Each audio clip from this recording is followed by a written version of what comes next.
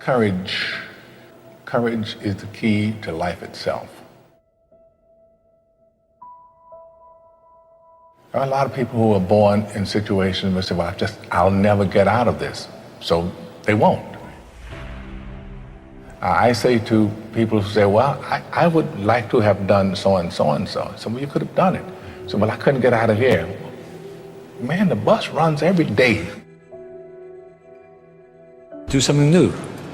You know, you can't stay in your comfort zone. That's what we all do. We get to a certain age, we all stay in our comfort zone with our recliners, watching television day in and day out. And when you get to a certain age, I'm going to be 70 at the end of the year, but I sit around watching television for the rest of my life because I've done it all, sitting on my laurel wreath. It's not worth it. I mean, life's so short, and such glorious images in the world, and such horror as well, that I want to see it all. And so I've moved out of my comfort zone. It's essential for me. Otherwise, I may as well die. So I've done it, I've broken every rule in the book, and not out of malice or any telling anyone that I'll show you. I did it to show myself. Imagine you're on your deathbed, and standing around your deathbed are the ghosts representing your unfulfilled potential. The ghost of the ideas you never acted on, the ghost of the talents you didn't use. And they're standing around your bed, angry, disappointed, and upset. They say, we came to you because you could have brought us to life, they say. And now we have to go to the grave together. So I ask you today, how many ghosts are going to be around your bed when your time comes? I very often watch a lot of young people sort of meander around without any idea about why they're doing what they're doing. I mean, to want and to be ambitious and to want to be successful is not enough. That's just desire. To get something you never had, you have to do something you never did. To know what you want, to understand why you're doing it, to dedicate every breath in your body to achieve. If you feel you have something to give, if you feel that your particular talent is worth developing, is worth caring for, then there's nothing you can't achieve. I think that we have a very clear vision of where we go, a goal, where do we go? Because you can have the best ship in the world, but if the captain does not know where to go, that ship will drift around the world and will never end up anywhere. And this is exactly the way it is in real life. If you don't have a goal, if you don't have a vision, you just drift around and you're not going to be happy. This is why it is so important to have that vision. Anything you want good, you can have. So claim it. Work hard to get it. When you get it, reach back. Pull someone else up. Each one, teach one. Don't just aspire to make a living. Aspire to make a difference.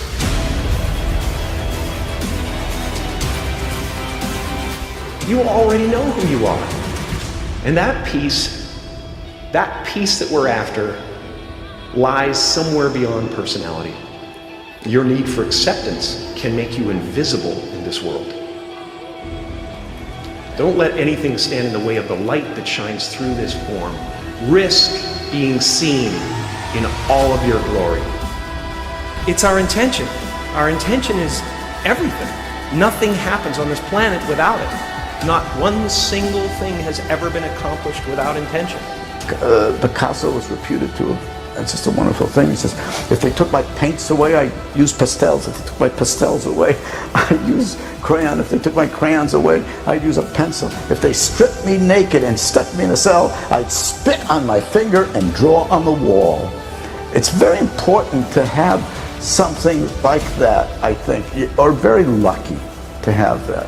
it's important to listen to everyone, as many people as you can, and get their input. But then finally, you have to make your own decision about what you're going to do, and that's it.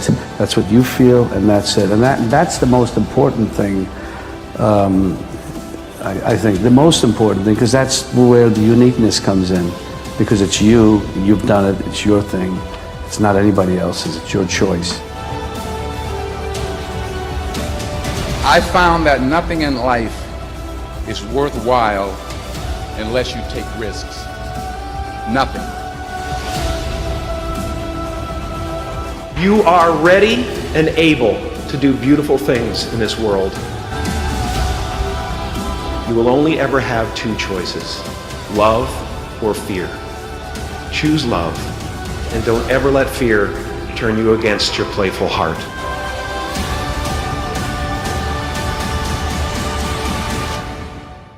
This is a good list that I've put together, inspired by a couple of others and my own contribution, and I'd like to share this list with you.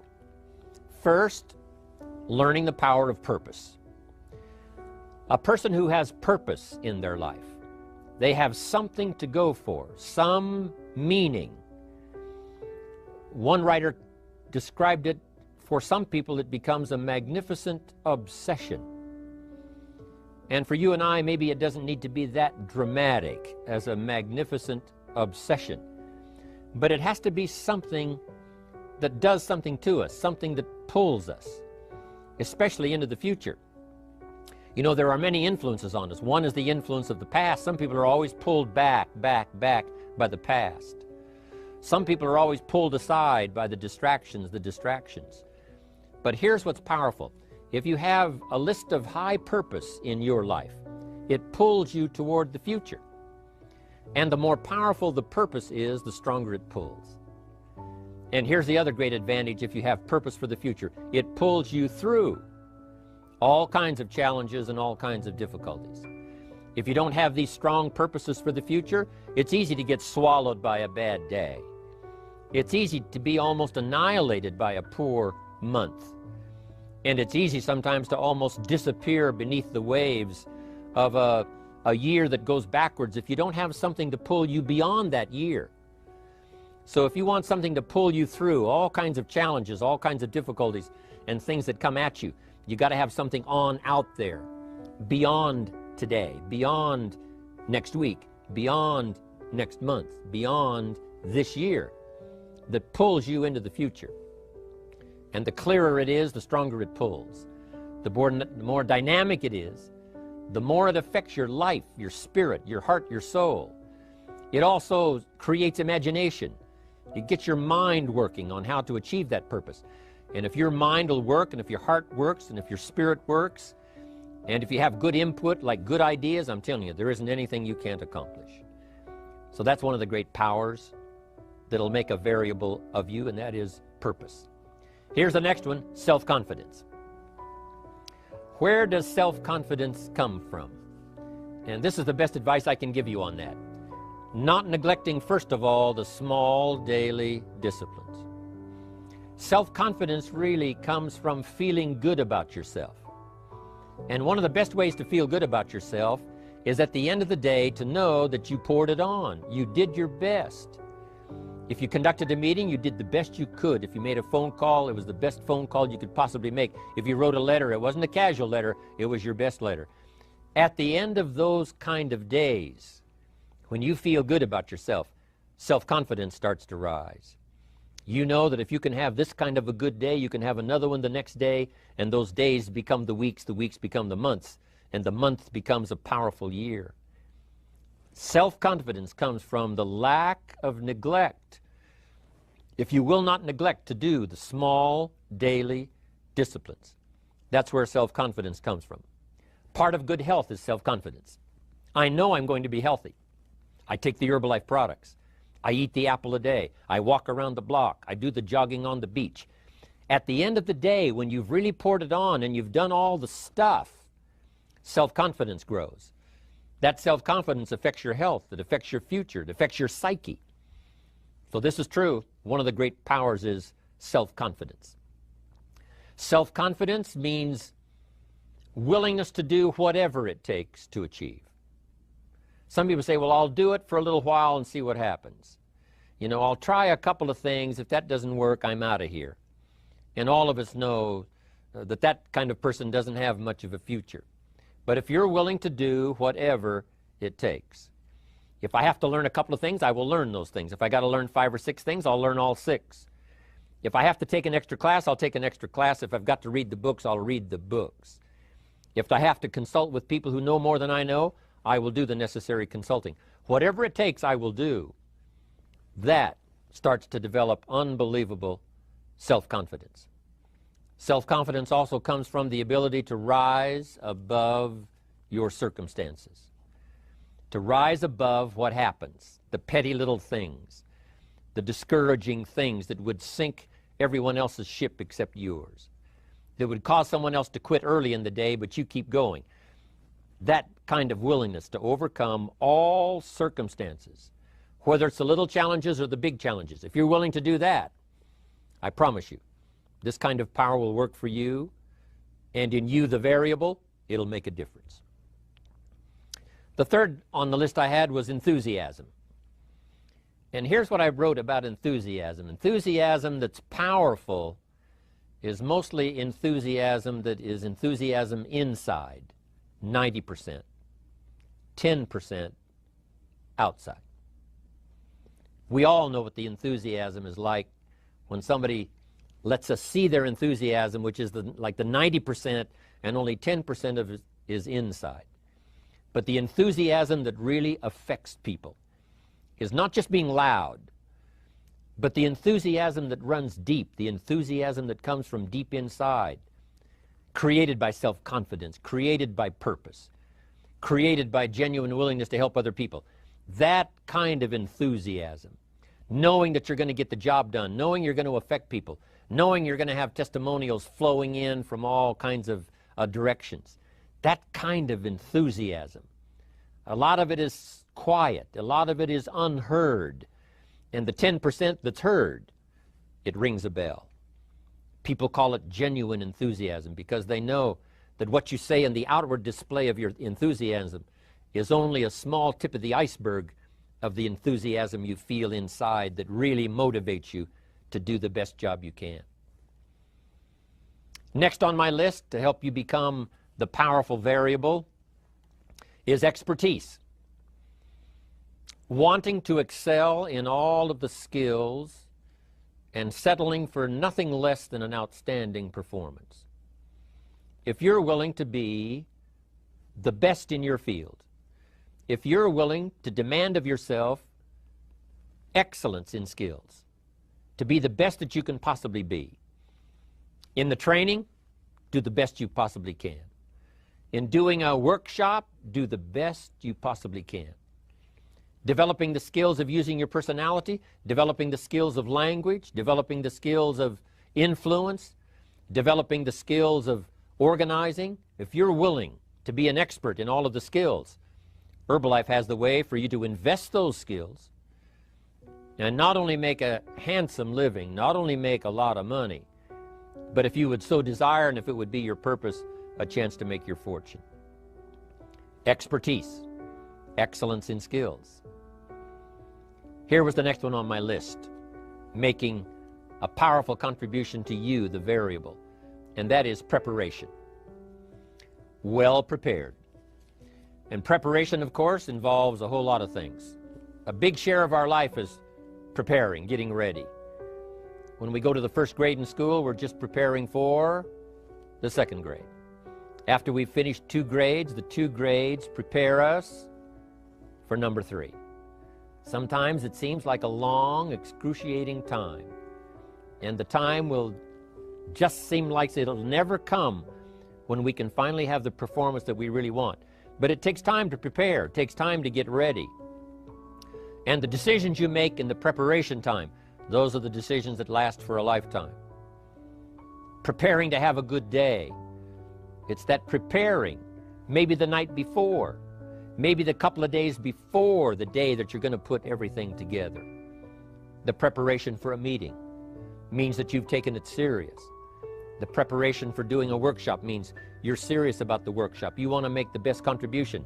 That kind of preparation is important.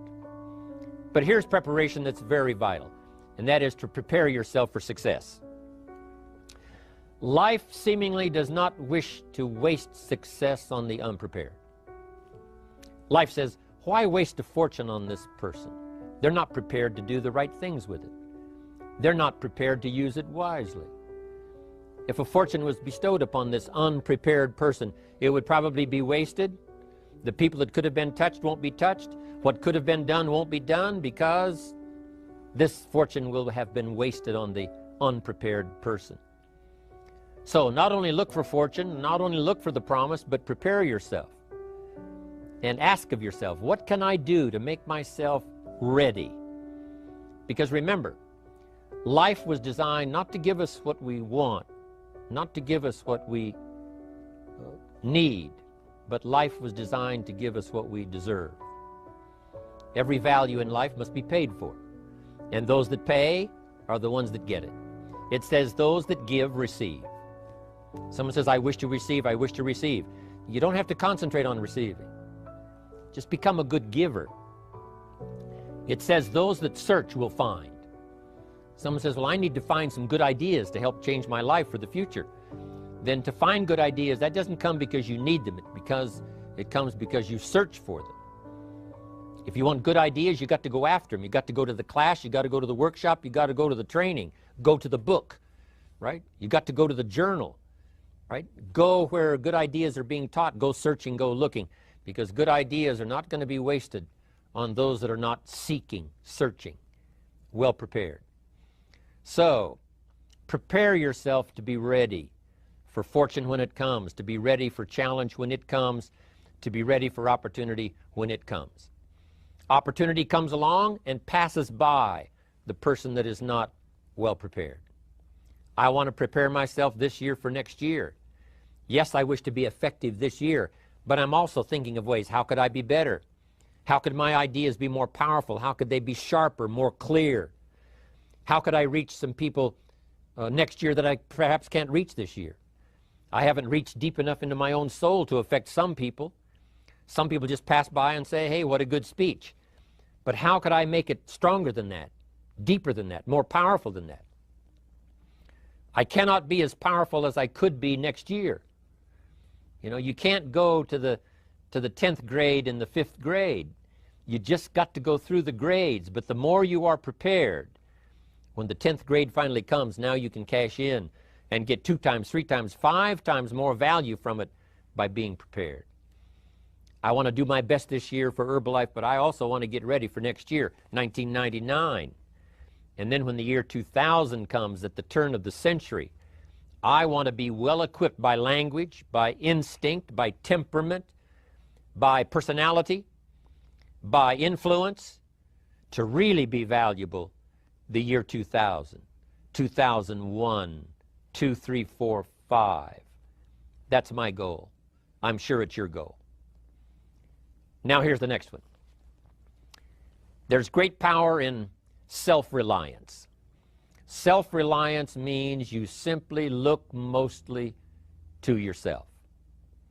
It would be nice if someone just gave you this, gave you this, gave you this. It would be nice if everyone did their job exactly as they're supposed to do it. But here's what you've got to do. Primarily rely on yourself. Primarily say, I'm the person responsible. And I will learn the necessary skills so that I can help people learn their skills. If I need lots of people to do certain things to build my organization, that is what I must have. But I've got to be the final backstop. I've got to be the final one that people can rely on. So that if this is missed and this is missed, I can catch up. I can fill the gap. I can do the job. We have to do it when we conduct meetings.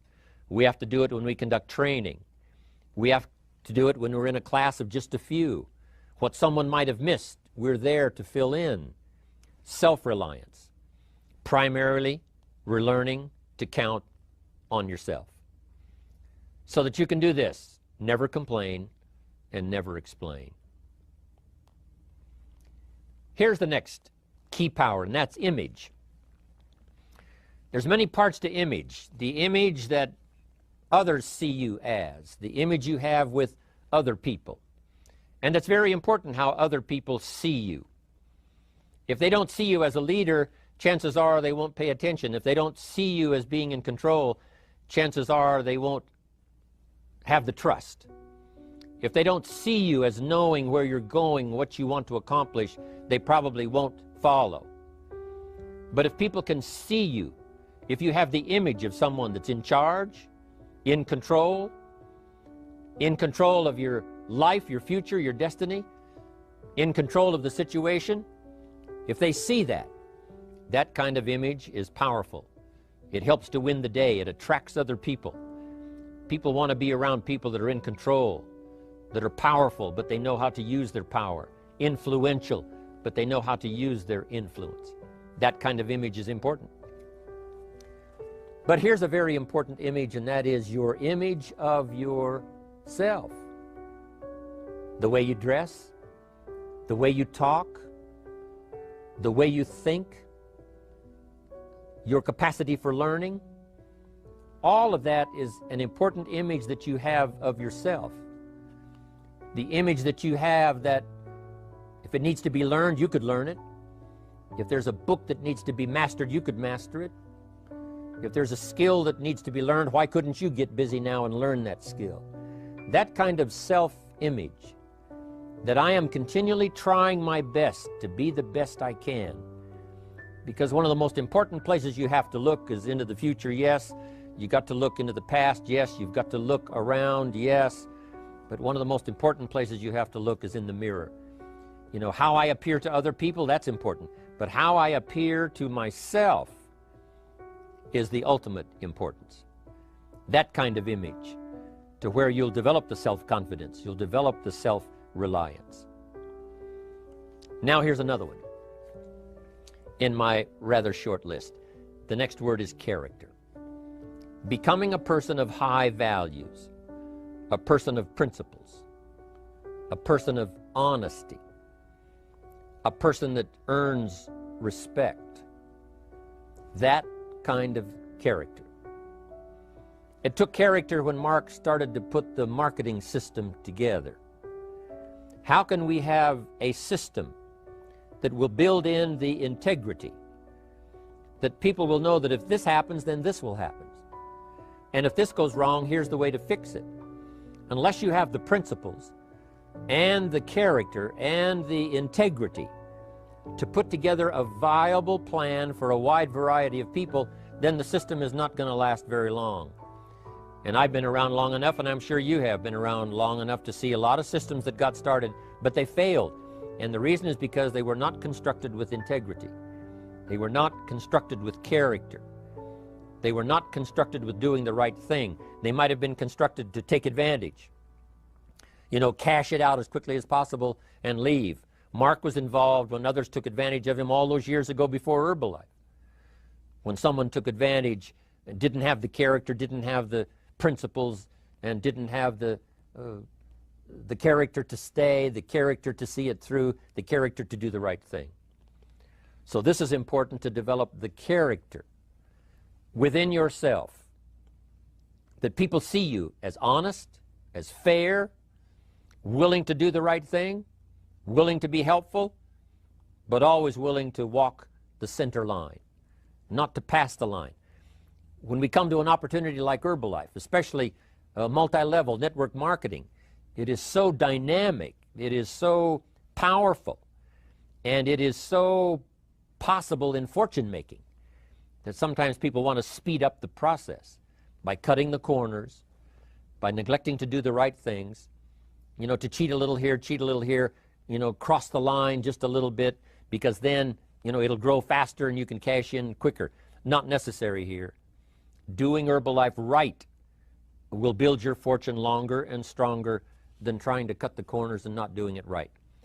If we'll have the integrity that Mark had when he started it, and keep perpetuating that we will do the right thing by the marketing system, the right thing by a distributor who has a customer and they take care of that customer belongs to that distributor. That kind of integrity in the marketing system, the kind of integrity we have among each other, the kind of character we have to rely on each other, because here's what we cannot do. We cannot do this by ourselves.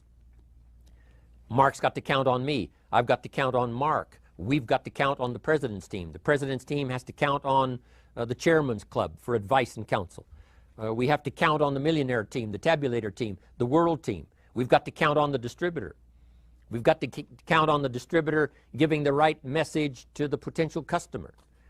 We've got to count on the distributor giving wise counsel to the new recruit, teaching them the right way, the Herbalife way, the principled way, the character way. Vitally important. Building and developing your own character. Now here's another one. It's called self-discipline. Self-discipline, all of us have a challenge with that. Because sometimes it's easy, and especially if you're working hard, doing the best you can, it's easy sometimes to let up and let it go. But remember, so many people, especially now that we're as big as we are around the world, are counting on what we do. At home office, they have to be careful. They have to be disciplined. It's easy for the person who ships the product from Herbalife says, oh, well, I'll wait until tomorrow to ship it. And then they go home and sleep like a baby. But the distributor who's waiting for that product doesn't sleep that night, or doesn't sleep when the product doesn't show on time. But if everybody will have the discipline to say, I will do the best job I can. I will make mistakes, of course, because we're all human, but I'll try to remedy those mistakes and do the best job I can. That kind of self-discipline that understands how important your part is in all of the functions that work. Coming to work on the set here, HBN, there's so many people that play a part. And each one of the parts that are played is necessary to put on the broadcast, make it viable, make it real, make it powerful. Any couple of them missing, and it would be a disaster. But all of it put together, and it works like a charm. Each person developing the self-discipline to do their part, do their job. Here's one more, and that is the power of extraordinary performance and demanding of yourself excellent results. This is so important. If you want to live extraordinary, you must do extraordinary. If you want an extraordinary income, you must do extraordinary things. If you want an extraordinary fortune, you must go with the demands of what it takes to have that fortune. Mark has made such a fortune, it's almost beyond comprehension what the numbers really are. But guess what he has the satisfaction of knowing? He earned it all. If he'd have been lax in the performance, Herbalife would not be here these 18 years later. Herbalife would have been a footnote in multi-level history.